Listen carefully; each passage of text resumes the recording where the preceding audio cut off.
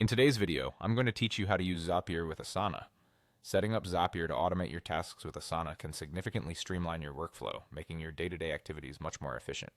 So let's dive right in and make these tools work together seamlessly. We'll begin by heading over to the Zapier homepage.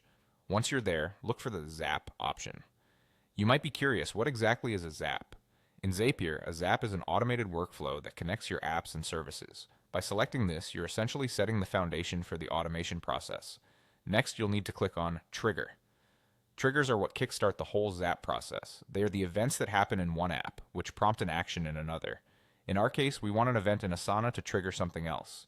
In the search bar, type in Asana. After a moment, Asana should appear in the list. Click on Asana to move forward. You're now telling Zapier that you'll be using Asana as the app where the trigger event will originate. Once you've selected Asana, you'll see the Choose an Event option. This is where you decide what specific event in Asana will trigger your automated workflow. For our purposes today, select Completed Task. Now, whenever a task is marked as completed in Asana, it will trigger the Zap you've created. The next step is to connect Asana to Zapier. Select Connect Asana, and you'll be redirected to a page asking you to authorize the connection between Zapier and your Asana account. You'll want to click on Allow to grant the necessary permissions. This connection is crucial as it allows Zapier to monitor activities in your Asana for automation purposes.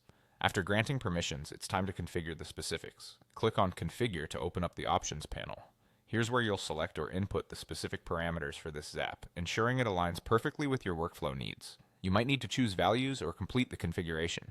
This might include selecting specific projects or tasks within Asana you want the Zap to monitor. Once that's set up, you'll be prompted to Continue. This button confirms all the selections and configurations you've made so far. With everything confirmed, it's time for the final piece. You need to test trigger.